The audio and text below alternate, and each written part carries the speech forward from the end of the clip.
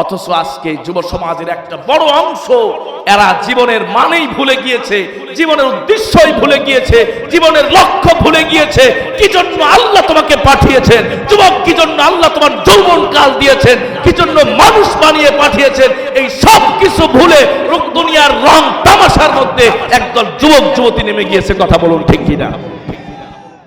এটা ইহুদি খ্রিস্টানদের চক্রান্ত, ইহুদি খ্রিস্টানদের চক্রান্ত যে মুসলিম তরুণ তরুণীদেরকে আর যুবক যুবতীদেরকে তাদেরকে দুনিয়ার আমোদ প্রমোদ আর এই মৌজ মাস্তির মধ্যে লিপ্ত করতে পারলেই তারা মুসলমানদের উপর নেতৃত্ব করতে পারবে, তাদের উপরে জবরদস্তি করতে পারবে, তাদের উপরে শাসন পরিচালনা করতে পারবে। কারণ মুসলমান যুবকরা তাদের জীবনের লক্ষ্য উদ্দেশ্য ভুলে গিয়েছে। কথা বলুন ঠিক কিনা? এই জন্যই তারা মাঝে মধ্যে আমাদেরকে উপহার দেয় 31st নাইট, মাঝে মধ্যে উপহার দেয় ভ্যালেন্টাইন্স ডে, মাঝে মধ্যে উপহার দেয় ফাদার্স ডে, মাঝে মধ্যে উপহার দেয় মাদার্স ডে। এই ধরনের নানান দিবস আর অপসংস্কৃতি আমাদের মধ্যে ছড়িয়ে দিয়ে আমাদের মুসলিম তরুণ তরুণী আর যুবক যুবতীদেরকে বিপদগামী করার জন্য এদেশে পায়তারা চলছে। এই পায়তারা এদেশের মুসলমানেরা সহ্য করবে না। কথা বলুন ঠিক কিনা? সম্মানিত ভাইয়েরা আমার, এই জন্য কোন মুসলমানের সন্তান নারী হোক পুরুষ হোক ওই রাতে হ্যাপি নিউ ইয়ার বলে এরপরে পটকা পুটিয়ে আতশবাজি করে এই রাত উদযাপন করতে পারে না। কথা বলুন ঠিক কিনা? এদেশে ওই রাতে অসংখ্য নারী ধর্ষিতা হয়, অসংখ্য মায়ের বোনের ইজ্জত আবরু নষ্ট হয়। ওই রাত্রিটাকে একটা গজবের রাত্রিতে পরিণত করা হয়েছে। কথা বলুন ঠিক কিনা? সম্মানিত প্রিয় মুসলমান ভাইয়েরা আমার, এই জন্য এই ব্যাপারে আমাদের যুব সমাজকে সচেতন থাকতে হবে, সজাগ থাকতে হবে যে যুবক, তোমাকে আল্লাহ পাক কি জন্য প্রেরণ করেছে, কি উদ্দেশ্যে তোমাকে প্রেরণ করেছে। তোমার জীবনটাকে আতশবাজি ফুটানোর জন্য, তোমার জীবনটাকে সে রাত উদযাপনের জন্য নয়। তোমার জীবনটা হলো এই পৃথিবীতে আল্লাহর দ্বীন কায়েমের জন্য, ইসলামের রাজ প্রতিষ্ঠার জন্য, আল্লাহর খেলাফত প্রতিষ্ঠা করার জন্য, আল্লাহকে রাজি খুশি করার জন্য। কথা বলুন ঠিক কিনা? যুবক, তোমাকে আল্লাহ পাক এই যৌবন কাল এমনিই দেন নাই, এর একটা লক্ষ্য উদ্দেশ্য আছে না নাই? সম্মানিত ভাইয়েরা আমার, কিন্তু আজকে আমরা সেই লক্ষ্যহীন পাগলের মতো উন্মাদ হয়ে ঘুরছি। আমার জীবনের কি উদ্দেশ্য, কি লক্ষ্য, এটা আমি নিজেই জানি। প্রিয় মুসলমান ভাইয়েরা আমার, আল্লাহ পাক রব্বুল আলামিন বলেন, গোলাম আমি আল্লাহ তোমাকে যেই জীবনটা দিয়েছি, যেই হায়াতটা আমি আল্লাহ তোমাকে দান করে দিয়েছি, এই জীবনের হায়াতটাকে আমি আল্লাহ এমনি দেই নাই। এই হায়াতটাকে আমি আল্লাহ পাক রব্বুল আলামিন তোমাকে এমনি দেই নাই, বরং এই হায়াতটাকে দেওয়ার পেছনে একটা লক্ষ্য উদ্দেশ্য আছে। তুমি যখন সেই লক্ষ্য উদ্দেশ্য অনুযায়ী কাজ করবা, হায়াতটাকে কাজে লাগাইবা, আল্লাহ পাক রব্বুল আলামিন বলেন, গোলাম এই দুনিয়াতেও তোমার সফলতা, আখিরাতেও যিনি সফলতার ঘোষণা দিয়েছেন তিনি কে? আর একটু আওয়াজ করে বলুন, তিনি কে? প্রিয় মুসলমান ভাইয়েরা আমার, আল্লাহ পাক রব্বুল আলামিন বলেন, কাইফা তাকফুরুনা বিল্লাহি ওয়া কুনতুম আমওয়াতান ফাআহয়াকুম সুম্মা ইউমীতুকুম সুম্মা ইউহয়ীকুম সুম্মা ইলাইহি তুরজাউন। আল্লাহ পাক রব্বুল আলামিন বলেন, দুনিয়ায় কিন্তু শেষ নয়, এই জীবনটাই শেষ নয়, আবার এই মৃত্যুটাই শেষ নয়। আমি আল্লাহর কাছে তোমাকে হাজিরা দিতে হবে, আমি আল্লাহ পাক রব্বুল আলামিনের কাছে তোমাকে একবার সাক্ষাৎ করতে হবে। মুসলমান ভাইয়েরা রে আমার, ওই সময় আল্লাহর সামনে দাঁড়ায় ইমানদার জীবনের হিসাবটা যখন তুমি দিবা, আল্লাহ পাক রব্বুল আলামিন এই যে ক্যামেরার মতো আজকে ক্যামেরা চালু করে দিলে সবকিছু রেকর্ড হয়ে যায়। কথা বলুন ঠিক কিনা? আজ থেকে 2 দিন 5 দিন 10 দিন পরেও যদি, এমনকি 50 বছর পরেও যদি এই রেকর্ডটা চালু করে দেওয়া হয়, অবশ্যই এই সব বিষয়গুলো সবার সামনে উন্মুক্ত হয়ে যাবে। ঠিক কিনা? আল্লাহ পাক রব্বুল আলামিন বলেন, ওয়া কুল্লা ইনসানিন আলজামনাহু তায়রাহু ফি عنقه ونخرج له يوم القيامة كتابا يلقاه منشورا اقرأ كتابك كفى بنفسك اليوم عليك حسيبا الله أكبر আল্লাহ পাক রব্বুল আলামিন বলেন গোলাম প্রত্যেকটা মানুষের সাথে আমি তার আমলনামাটাকে আমি গ্রীবালগ্ন করে দিয়েছি। এই যে ঘাড় আছে মানুষের, এই ঘাড়ের সঙ্গে মানুষের আমলনামা লটকানো থাকবে। আমার কথা নয়, কোরআনের কথা। আল্লাহ পাক রব্বুল আলামিন আমলনামার কথা বলেছেন তায়রা। আজকালকে এই আমলনামা বুঝানো সবচাইতে সহজ। মোবাইল ফোনের মধ্যে মেমরি কার্ড আছে না নাই? কথা কয় না, আছে না নাই? ক্যামেরার মধ্যে মেমরি কার্ড আছে না নাই? এই ক্যামেরার মেমরি কার্ড, মোবাইলের মেমরি কার্ড যদি খোলার পরে আরেকটা কম্পিউটারে দিয়ে দেন অথবা ল্যাপটপের মধ্যে দিয়ে দেন, আর এই মোবাইল এই মেমরির মধ্যে যা কিছু ভিডিও আছে সব কিছুই প্রকাশ হয়ে যাবে। কথা বলেন ঠিক কিনা?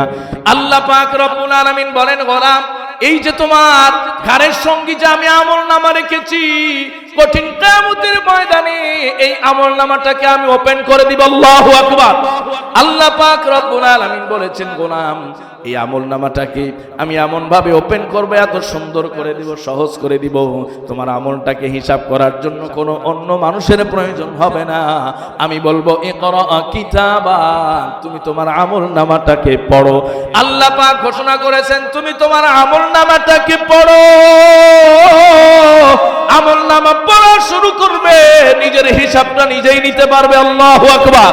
আল্লাহ পাক রব্বুল আলামিন পবিত্র কোরআনুল কারীমে জানিয়েছেন, নবী করিম সাল্লাল্লাহু আলাইহি ওয়াসাল্লাম একটা হাদিসের মধ্যে বলেছেন, ইবনে মাজাহ এসেছে, নবীজি সাল্লাল্লাহু আলাইহি ওয়াসাল্লাম বলেন কিয়ামতের ময়দানে আল্লাহ পাক রব্বুল আলামিন অনেক গোলামকে গোপনে গোপনে maaf করে দিবেন। সুবহানাল্লাহ। গোপনে maaf করে দিবেন। বাবা যদি সন্তানের উপরে রাগ করে, আজকে থেকে বাড়িতে আসতে পারবে, ওর জন্য ভাত বন্ধ, খাবার বন্ধ, দরওয়াজা বন্ধ, আছে না নাই? বাবারা অনেক সময় রাগ করে। বাপ যখন অফিসে চলে যায় বা দোকানে চলে যায়, খেতে চলে যায়, ক্ষেত খামারে চলে গেছে, সন্তান বাড়ির চতুর্দিক দিয়া ঘুরে, আর মা ওই পেছন বাড়ির দরওয়াজা দিয়া ডাক দিয়া কয় তাড়াতাড়ি খায়া যা, তোর বাপ নাই এখন আর দেখবে না। কথা বলেন ঠিক কিনা? কারণ মায়ের মায়া মহাব্বত সন্তানের প্রতি কম না বেশি? তোমার মা যদি তোমাকে গর্ভে ধারণ করার কারণে এত মায়া, এত ভালোবাসা, আর যে মালিক তোমাকে সৃষ্টি করলো সেই মালিক তোমাকে কত ভালোবাসা। আল্লাহু আকবার। তোমার মা যদি তোমার বাড়ির বাহিরের দরওয়াজা দিয়ে তোমাকে বাড়িতে ঢুকায়া খাবার খাওয়াইতে পারে, আর সেই মালিকও কিয়ামতের ময়দানে গোপনে তোমাকে maaf করায় দিবেন। কথা বলেন ঠিক কি? হাদিসের কথা। নবী করিম সাল্লাল্লাহু আলাইহি ওয়াসাল্লাম বলেন কঠিন কিয়ামতের ময়দানে কিছু মানুষকে আল্লাহ পাক রব্বুল আলামিন কিয়ামতের ময়দানের এক কিনারায় ডাক দিবেন, যেই কিনারায় কোনো মানুষ নাই, যেই কিনারার মধ্যে কোনো মানুষ নাই, কোনো জন নাই, আড়ালে নির্জনে ডাক দিয়ে দিবেন। ডাক দিয়ে আল্লাহ পাক রব্বুল আলামিন গোলামের কাঁধে হাত রাখবেন আর বলবেন, হাত রেখে গোলাম রে, এই দুনিয়ার জীবনে তোমাকে যে হায়াত দিয়েছিলাম, লম্বা হায়াত, ওই হায়াতে 60 বছর 70 বছরের জীবনে তুমি কি করেছো? আল্লাহ পাক রব্বুল আলামিনের হাবিব বলেছেন ওই গোলাম চুপ করে থাকবে, কিছুই বলতে পারবে না, কারণ ওই গোলামের এই জীবনে তেমন কোনো ভালো আমল নাই। কথা বলুন ঠিক কিনা? গোলাম যখন চুপ হয়ে যাবে, আল্লাহ পাক রব্বুল আলামিন বলবেন, গোলাম এই যে তোমার আমলনামা তোমার সামনে আমি দিয়ে দিলাম, এই আমলনামা দেখে আজকে তুমি যদি তোমার সিদ্ধান্ত নিজে নাও, তোমার বিচারটা যদি তুমি নিজেই করো, আমি আল্লাহ বিচার করলাম না, তোমার হাতেই ছেড়ে দিলাম, তোমার বিচার তুমি বিচার বিশ্লেষণ করো। তুমি যদি আজকে তোমার ব্যাপারে রায় দাও, সিদ্ধান্ত দেয়, তাহলে কি সিদ্ধান্ত দিবা, জান্নাতের নাকি জাহান্নামের? কিতাবের মধ্যে লেখি আল্লাহ পাক রব্বুল আলামিন যখন গোলামকে কথা বলবেন, গোলাম সঙ্গে সঙ্গে মালিককে জানিয়ে দিবেন, মালিক আপনি যদি আজকে আমার আমলনামার ব্যাপারে আমাকে সিদ্ধান্ত দেওয়ার কথা বলেন, তাহলে আমার আদালতে আমার জন্য জান্নাতের কোনো সিদ্ধান্ত নাই, বরং আমার সিদ্ধান্ত মোতাবেক আমার জন্য জাহান্নামের ফয়সালা হয়ে যাবে। আল্লাহু আকবার। বান্দা বলবে, আল্লাহ আমি যদি আমার আমল নামার ব্যাপারে সিদ্ধান্ত দেই, জাহান্নামের সিদ্ধান্ত দেওয়া ছাড়া দ্বিতীয় সিদ্ধান্ত দিতে পারবো না। আল্লাহ পাক রব্বুল আলামিন বলবেন, গোলাম এই কথাটাই তোর জবাব থেকে শুনতে চেয়েছিলাম, তোর আমল নামার খবরটা কি? তোর আমল নামা দুর্বল থাকলেও আমি আল্লাহর প্রতি তোর ঈমান আছে, বিশ্বাস আছে যে আমি আল্লাহ তোকে ক্ষমা করব। আল্লাহ পাক বলবেন, যা, এজন্যই গোপনে নিয়ে আসছি, তোকে গোপনে গোপনে মাফ করে দিলাম, যেন মানুষের সামনে তুই লজ্জিত না হবি। আল্লাহু আকবার। মালিক আমাকে আর আপনাকে কত ভালোবাসে। সেই মালিক আমাকে আর আপনাকে মায়ের পেটে যখন দিয়েছেন ওই সময় থেকেই ভালোবাসেন। এজন্য সুস্থ সুন্দর জীবন দান করেছেন, দুনিয়াতে যৌবন দান করেছেন, অর্থ ছিল না অর্থ দিয়েছেন, শক্তি ছিল না শক্তি দিয়েছেন, কবরে হাসরে ফুলসিরাতে সব জায়গায় মালিক আমাকে আর আপনাকে ভালোবাসেন। কেবলমাত্র দরকার মালিকের ভয় অন্তরের মধ্যে নিয়ে আসা। কথা বলেন ঠিক কিনা? মালিকের ভয় যদি অন্তরের মধ্যে জাগ্রত করতে পারেন, আল্লাহ পাক রব্বুল আলামিন খুশি হয়ে যাবেন। আওয়াজ করে পড়েন সুবহানাল্লাহ।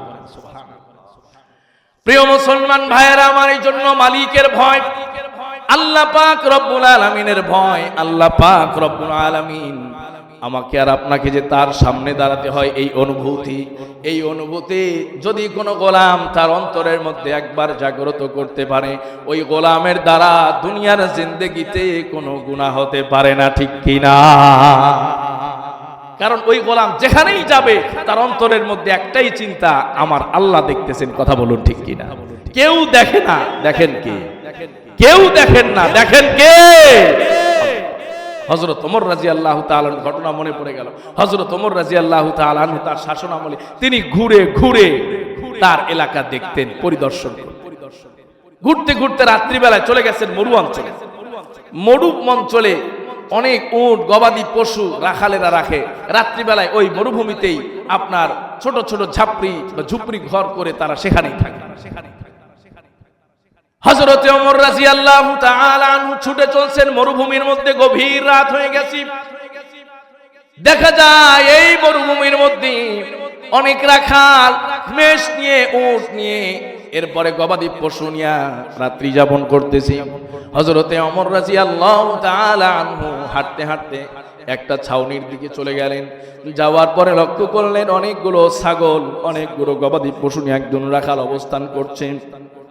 হযরত ওমর রাদিয়াল্লাহু তাআলা আনহু রাখালকে ডাকলেন, রাখাল আমার কাছে আসুন।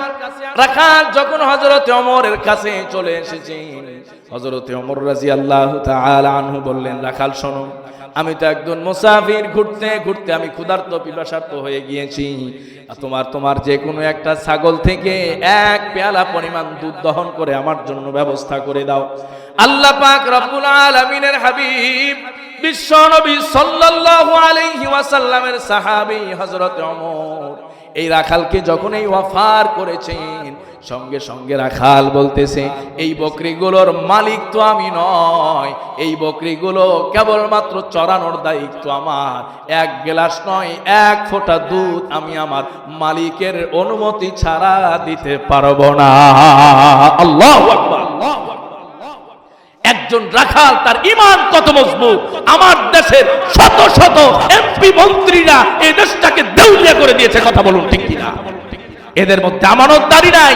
একবার যদি এমপি হতে পারে তাহলে দেশে বাড়ি, গ্রামে বাড়ি, শহরে বাড়ি, ঢাকায় বাড়ি এবং বিদেশে বেগম পাড়ায় বাড়ি। কথা বলুন ঠিক কিনা?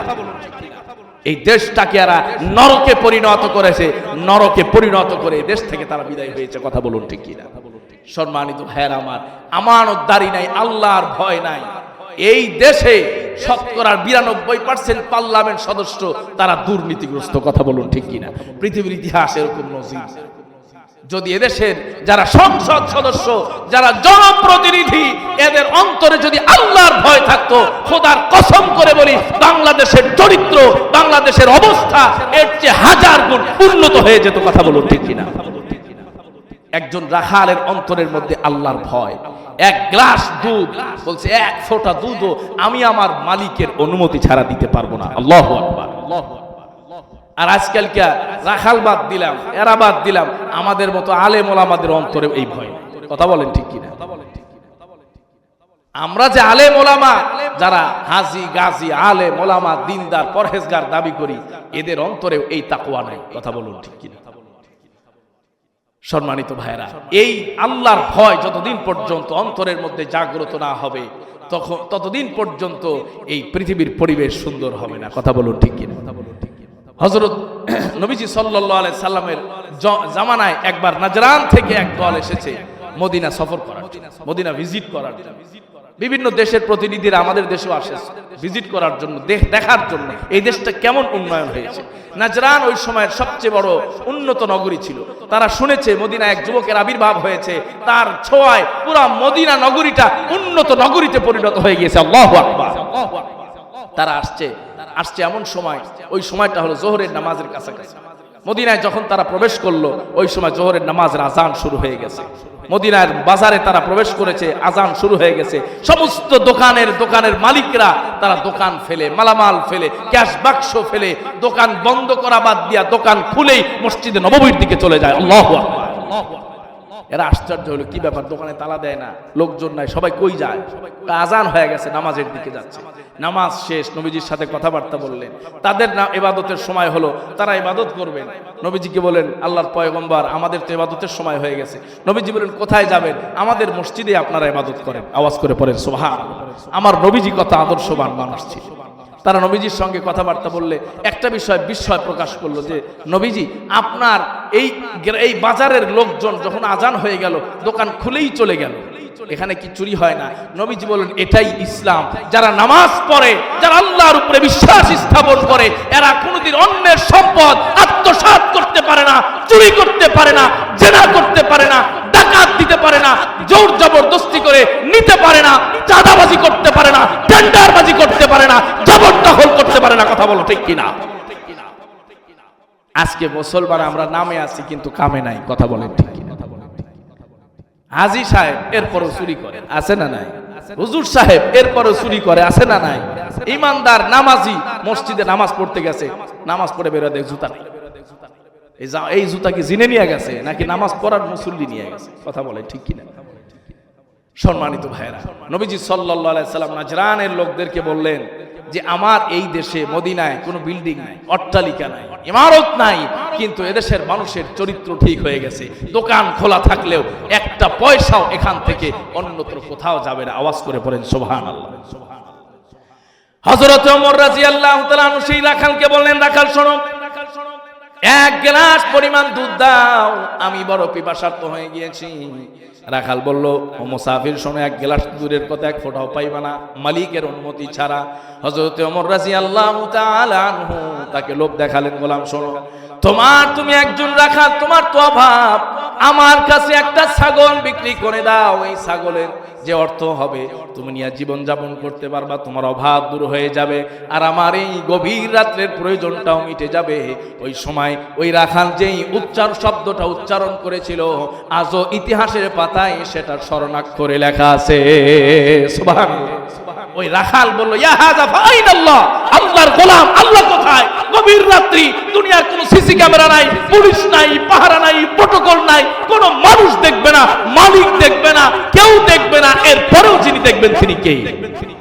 রাখাল বলল, মুসাফির, আল্লাহ কোথায়? আল্লাহ আছে না নাই? আল্লাহ তো আছেন, কেউ না দেখলেও আল্লাহ পাক দেখবেন। হযরত ওমর রাদিয়াল্লাহু তাআলা আনহু বুকে হাত দিয়া বললেন যে, না, আমার রাষ্ট্রের মুসলমানেরা এখনো পর্যন্ত আল্লাহকে ভয় করে, আশা করা যায় এদেশে শান্তি নিরাপত্তা প্রতিষ্ঠিত থাকবে। কথা বলুন ঠিক কিনা? প্রিয় মুসলমান ভাইয়েরা, আমারই জন্য বলছিলাম, আল্লাহ পাক রব্বুল আলামিনের সামনে আমাকে আর আপনাকে দাঁড়াতে হবে। আল্লাহ পাক রব্বুল আলামিন সবকিছু ওপেন সিক্রেট, যত গোপন যত সিক্রেট বিষয় ছিল সবগুলোকে আল্লাহ পাক ওপেন করে দিয়েছেন। আল্লাহ পাক রব্বুল আলামিন বলছেন, গোলাম, আমার সামনে দাঁড়াতে হবে। আমাকে যদি তুমি ভয় করতে পারো, নীরবে নিভৃতে, নির্জনে, গোপনে, সংগোপনে যদি আমাকে ভয় করতে পারো, তাহলে কাল কিয়ামতের ময়দানে আল্লাহর ওই বান্দার মতো গোপনে গোপনে তিনি ক্ষমা করে দিতে পারেন। ঠিক কিনা? মনে আছে? গোপনে ক্ষমা করে দিয়েছেন। কেন? হাদিসে এসেছে, কারণ হলো বান্দার আমল নামায় তো আমল নাই, নেক আমল নাই, খালি গুনাহ আর গুনাহ।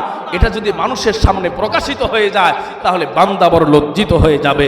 আর আল্লাহ পাক কোন সময় তার বান্দাকে লজ্জা দিতে চান না, এজন্য অনেক বান্দাকে গোপনেই মাফ করে দিবেন। আল্লাহু আকবার, গোপনেই মাফ করে দিবেন। আল্লাহর আদালতে সেই গোপনে মাফ পেতে চান, মাফ চান, কে কে দুই হাত তুলে মালিককে দেখায়। নারায়ে তাকবীর, নারায়ে তাকবীর।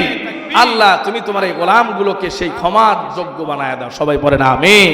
কিয়ামতের ময়দানে আল্লাহ তুমি আমাদেরকে সেই গোপন ক্ষমা দান করে দিও। জোরে বলেন আমিন। সম্মানিত ভাইয়েরা আমার, এজন্য আল্লাহর ভয়, আল্লাহর ভয় সব সময় থাকতে হবে। কথা বলুন ঠিক কিনা? যে যেখানে আছে মসজিদের মেম্বারে আল্লাহর ভয় খতিবের অন্তরে থাকলে সেই খতিব সব সময় সত্য কথা বলবে। কথা বলুন ঠিক কিনা? পার্সিয়ালিটি করলে যিনি ধরবেন তিনি কে?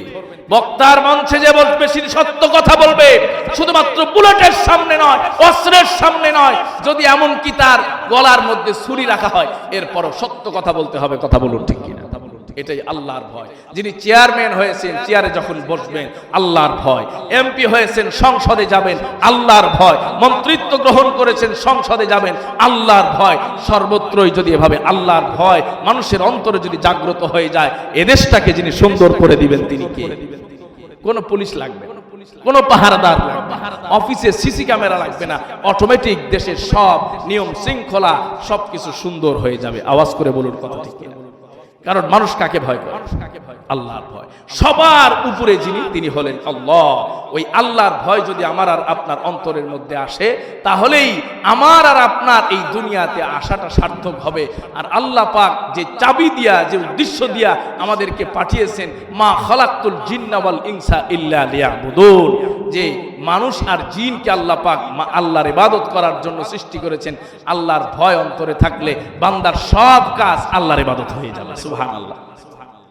মাস্টার যখন পড়াবেন তার পড়ানোটাও আল্লাহর ইবাদত হয়ে যাবে, কারণ ওই মাস্টার আল্লাহকে ভয় পান। কৃষক যখন জমিনের মধ্যে তার খেতে চাষ করবে, ওই চাষ করাটাও আল্লাহর ইবাদত হয়ে যাবে। এরপরে চাকরিজীবী যখন অফিস আদালতে চাকরি করবে, দুর্নীতি যখন করবে না, ঘুষ নিবে না, যখন অন্যায় করবে না, ওই সময়টাও ইবাদত হয়ে যাবে। গাড়ির ড্রাইভার যখন গাড়ি চালাবে, অন্যায় করবে না, দুর্নীতি করবে না, ওই সময়টাও ইবাদত হয়ে যাবে। এইভাবে এই দুনিয়ার জমিনে আমি আর আপনি যা কিছু করব, যেই কাজগুলো আমরা সম্পাদন করি না কেন, ওই সময়টুকু ওই কাজগুলো ইবাদতের খাতায় যিনি লিখে দিবেন তিনি কে? আর একটু আওয়াজ করে বলুন তিনি কে? মুসলমান ভাইয়েরা আমার, এই জন্য হযরত মূসা আলাইহিস সালাতু ওয়াস সালাম তার সময় একজন গোলামের কথা আপনাদেরকে শুনিয়েই বিদায় নিব। আল্লাহর ভয় কারো অন্তরের মধ্যে যদি একবারে জাগ্রত হয়ে যায়, আল্লাহ পাক রব্বুল আলামিন কেমন নগদ পুরস্কারে দিয়ে দেন। মূসা আলাইহিস সালাতু ওয়াস সালামের জামানায় বৃষ্টি বন্ধ হয়ে গেছে, কোনো বৃষ্টি নাই, আকাশের মধ্যে শুধু রোদ, এই জমিনটা ফেটে চৌচির হয়ে গেছে, গাছপালা তরুলতা বৃক্ষরাজিগুলো শুকিয়ে গেছে, গবাদি পশুগুলো মরার উপক্রম হয়ে গেছে, কোনো পানি নাই, বৃষ্টি নাই, কেবলমাত্র রোদ আর রোদ চলতেছে, অনাবৃষ্টি চলতেছে। আল্লাহ পাক রব্বুল আলামিনের পয়গম্বর মূসা আলাইহিস সালাতু ওয়াস সালাম এলাকার মধ্যে ঘোষণা দিলেন, আগামীকালকে অমুক সময় মসজিদের মধ্যে বা মাঠের মধ্যে নামাজ পড়ে ইস্তেসকার জন্য, বৃষ্টি প্রার্থনার জন্য আমরা তাওবা পড়ে ইস্তেগফার করে দোয়া করব, সবাই একত্রিত হয়ে যাবে। এলাকার সব মানুষগুলো একত্রিত হয়ে যায়। হযরত মূসা আলাইহিস সালাতু ওয়াস সালাম নামাজ আদায় করার পরে, ইবাদত করার পরে দোয়া করা আরম্ভ করে দিলেন। দোয়া করতেছেন, দোয়া করতেছেন, জিবরিল আলাইহিস সালাতু ওয়াস সালাম এসে কানে কানে জানিয়ে দিলেন, মূসা এই দোয়া আজকে কবুল হবে না, যিনি জানিয়েছেন তিনি কে? আর একটু আওয়াজ করে তিনি কে? হযরত মূসা আলাইহিস সালাম আশ্চর্য হয়ে গেলেন। তিনি জামানার পয়গম্বর, উম্মত মরে যাচ্ছে, গবাদি পশুগুলো মরে যায়, এমন একটা কঠিন সিচুয়েশন, এই মুহূর্তেও আমার দোয়া কবুল হবে না, কারণটা কি? এরপরে হযরত মূসা আল্লাহর নাফরমানি করার কারণে আল্লাহ পাক তার উপরে নারাজ হয়েছেন। ওই গোলাম যতক্ষণ পর্যন্ত এই মজলিস থেকে বের না হবে, ততক্ষণ পর্যন্ত বৃষ্টি হবে না। আল্লাহু আকবার। হযরত মূসা আলাইহিস সালাম এক কঠিন পরিস্থিতিতে পড়ে গেলেন। কে আছে এমন যে আল্লাহর নাফরমানি করতেছে, এই মজলিস থেকে না গেলে দোয়া কবুল হবে না? মূসা আলাইহিস সালাম ঘোষণা দিলেন, কে আছো আল্লাহর নাফরমান, এই মজলিস থেকে বের হয়ে যাও, নইলে দোয়া কবুল হবে না। আর দোয়া কবুল না হলে বৃষ্টি হবে না, আর বৃষ্টি না হলে মানুষ মারা যাবে, গবাদি পশু মারা যাবে, মানুষের জীবন যাপন কষ্ট হয়ে যাবে। কথা বলুন ঠিক কিনা? মুসা আলাইহিস সালাম যখন ঘোষণা দিলেন তখন কেউ ওঠে না, কারণ কেউ নিজেকে গুনাহগার সাব্যস্ত করতে চায়, কথা বলে কোনোদিনও করতে চায় না। লম্বা সময় পার হয়ে যায়। মুসা আলাইহিস সালাতু ওয়াস সালাম একবার, দুইবার, তিনবার যখন ঘোষণা দেন, কেউ তো বের হয়ে যায় না। অল্প সময় অপেক্ষা করা আরম্ভ করেছেন, কোন মানুষ এই মজলিস থেকে বের না হওয়ার পরেও অটোমেটিক অঝরধারায় বৃষ্টি শুরু হয়ে যায়। আল্লাহু আকবার। মুসা আলাইহিস সালাতু ওয়াস সালাম বললেন, মালিক আপনি বললেন না ফরমান না বের হইলে বৃষ্টি হবে না, কিন্তু এতক্ষণ পর্যন্ত কোন মানুষ তো বের হলো না। মানুষ বের না হওয়া সত্ত্বেও বৃষ্টি কিভাবে শুরু হয়ে যায়? আল্লাহ পাক রব্বুল আলামিন জানিয়ে দিলেন, মুসা শোনো, যেই গোলামদার কারণে আমি বৃষ্টি বন্ধ করে দিয়েছিলাম, দোয়া কবুল করি নাই, ওই গোলামদার কারণে আমি আল্লাহ আবার বৃষ্টি দিয়েছি। সুবহানাল্লাহ। আল্লাহ পাক বললেন, মুসা যেই গোলামের কারণে দোয়া কবুল করেছিলাম না, যে পাপিষ্ঠর কারণে, ওই পাপিষ্ঠর কারণে আমি আবার বৃষ্টি দিয়েছি। আওয়াজ করে পড়েন সুবহানাল্লাহ। মুসা আলাইহিস সালাতু ওয়াস সালাম বললেন, মালিক আপনার সেই পাপিষ্ঠ গোলামের পরিচয়টা আমি জানতে চাই, যেই পাপিষ্ঠ গোলামের কারণে আপনি এইভাবে বৃষ্টি বন্ধ করে রাখার পরে আবার বৃষ্টি দিয়া দিলেন। আল্লাহ পাক রব্বুল আলামিন বললেন, রে মুসা শোনো, এই দুনিয়াতে আমি আমার গোলামকে অপমান করতে চাই না, কারণ আজকে তুমি তোমার কাছে যদি আমি ফাঁস করে দিই, আমার গোলাম বড় অপমানিত হবে, লজ্জাবোধ হবে। আল্লাহ পাক রব্বুল আলামিন বলেন, আমি আমার গোলামকে এত বেশি ভালোবাসি, এত বেশি মহব্বত করি, ওই গোলাম দুনিয়াতে যেন লজ্জিত না হয়, ওই গোলাম যেন অপমানিত না হয়, এজন্য আমি আল্লাহ সে বের হওয়ার আগেই বৃষ্টি দান করেছি। সুবহানাল্লাহ। মুসা আলাইহিস সালাম বলেন, কারণ কি কারণে বৃষ্টি দিয়ে দিলেন? আল্লাহ পাক রব্বুল আলামিন মুসা আলাইহিস সালামকে জানা দিলেন, মুসা শোনো, ওই গোলাম যখন তুমি এলান করেছো আল্লাহর নাফরমান বের হয়ে যাও, গোলাম কাউকে বলতেও পারে না, বের হলেও লজ্জা, সমাজের মধ্যে মুখ দেখাইতে পারবে না, অন্তরে অন্তরে আমার কাছে তাওবা করেছে, আমার ভয় তার অন্তরের মধ্যে জাগ্রত হয়েছে, আর ইস্তেগফার করে আমাকে বলেছে, মালিক আজকে একবার যদি মাফ করে দাও, আর কোনোদিন তোমার নাফরমানি করব না, সঙ্গে সঙ্গে আমি আল্লাহ বৃষ্টি দিয়ে দিছি। আল্লাহু আকবার। আজকের এই মজলিসেও যদি আমি আর আপনি আল্লাহকে একবার সাক্ষী রেখে বলতে পারি, মালিক আর জীবনে নাফরমানি করব না, আর জীবনে জেনায় যাব না, ব্যভিচারে যাব না, আর জীবনে নামাজ কাজা করব না, আর জীবনে মিথ্যা বলবো না, চুরি করব না, অন্যায় অশ্লীল করব না, যিনি ক্ষমা করে দিবেন তিনি কে? হযরত মুসা আলাইহিস সালাতু ওয়াস সালামকে জানা দেওয়া হলো, পয়গম্বর মুসা যেই গোলামের কারণে, পাপের কারণে আমি বৃষ্টি বন্ধ করেছিলাম, ওই গোলাম তওবা করার কারণে এই এলাকার সবচেয়ে বড় বুজুর্গ হয়ে গেছে। আল্লাহু আকবার। কারণ যে তওবা করে সে নবজাতক শিশুর মতো নিষ্পাপ মাসুম হয়ে যায়। আওয়াজ করে বলেন সুবহানাল্লাহ। এই জন্য আল্লাহ পাক রব্বুল আলামিনের ভয় আমাদের অন্তরে জাগ্রত করতে হবে, আনতে হবে, তাহলেই আমাদের এই জীবনের হায়াতটাকে আমরা সেভাবে ব্যয় করতে পারবো। কথা বলুন ঠিক কিনা? আল্লাহ পাক রব্বুল আলামিন সেই কালামে হাকিমে সূরা দাহারে বলেছেন, মানুষকে আমি এমন এক অনস্তিত্ববান অবস্থা থেকে অস্তিত্ব দান করেছি, মানুষকে এটা মনে করে না, মানুষের কি এমন সময় যায় না? আল্লাহ পাক রব্বুল আলামিন এটা আমাদেরকে স্মরণ করিয়ে দিয়েছেন, গোলাম এমন একটা সময় ছিল তোমার কিন্তু অস্তিত্ব ছিল না, সেখান থেকে আমি আল্লাহ অস্তিত্ববান করেছি, আবার যিনি অস্তিত্বহীন করে মাটির সাথে মিশিয়ে দিবেন তিনি কে? এজন্য মানুষ তুমি অহংকার করো না, আল্লাহর নাফরমানি করো না, সব সময় যাকে স্মরণ করতে হবে তিনি কে? আল্লাহ পাক আমাদের সবাইকে, আল্লাহ পাক আমাদের সবাইকে কবুল করেন, মঞ্জুর করেন, আর তৌফিক দান করেন। সবাই পড়ি আমিন। ওমা আলাইনা ইল্লাল বালাগ। সম্মানিত ভাইরা, রাত গভীর হয়ে গেছে, অনেক রাত হয়ে গেছে, শীতের রাত 1:30 মানে হলো অনেক বিশাল ব্যাপার। রাত 8টা বাজার আগে আপনাদের খেদমতে উপস্থিত হয়েছি। 9, 10, 11, 12, 1 এনার্জি বেশি থাকে কখন? বুড়া কালে না বয়সকালে? জোয়ান কালে। জোয়ান কালে, তাহলে তো এই লোকটারই দরকার। সুবহানাল্লাহ পড়ে। তা উনি তো শিক্ষিত মানুষ, প্রিন্সিপাল, ওনার এক কথায় সব চুপ, এবং তিনি বলছেন যে এই মানুষটা কি রাখেন, যতদিন উনি থাকবে যদি চুল পাকায় দিতে পারেন তাহলে মাদ্রাসা প্রতিষ্ঠিত হয়ে যাবে। আল্লাহর মেহেরবানি, চুল পাকাইতে হয় না, মাত্র 5 বছর ছিলাম, ইনশাআল্লাহ এলাকার সবচেয়ে বড় মাদ্রাসা হয়ে গেছে। আল্লাহর মেহেরবানি, এখনো সেখানে নিয়মিত যাই আসি। ওনারা আমাকে সেখানকার একজন মুরব্বী হিসাবে, উপদেষ্টা হিসাবে রাখছেন। এখন আমি ঢাকা শিফট করছি, ঢাকা আসি, সেটা মুন্সিগঞ্জে ছিল, দীর্ঘদিন ছিলাম। 5 বছরের মতো। সম্মানিত ভাইরা, এই জন্য আপনাদের এখানে যারা শিক্ষক আছেন সব কিন্তু তরুণ যুবক, এদেরকে কাজে লাগাইলে, কাজের সুযোগ দিলে ইনশাআল্লাহ, যুবকরা শ্রম দিলে, আবার কমিটিতে দেখলাম 100-র উপরে যুবক, না ভাই 100-র উপরে যুবক, আল্লাহু আকবার, 130 জন প্লাস, 130-40 জন যুবক যেখানে থাকে, আর ওইখানে তো পাইলিং করা লাগবে না, যুবকরা নিজেরা হাত দিয়ে মাটি তুলে পাইলিং করতে পারবে। কথা বলেন ঠিক কিনা? আল্লাহ আপনাদের যুব সমাজকে কবুল করেন, সবাই পড়েন আমিন। মা বোনদেরকে কবুল করেন, সবাই পড়েন আমিন। আমাদের এলাকার সুধী সমাজ, এই যে মুরব্বীরা আছেন, বাবাজিরা আছেন, দেখেন অনেক মুরব্বীরা আছেন, হাঁটতে পারেন না, চলতে পারেন না, বসে থাকতে পারেন।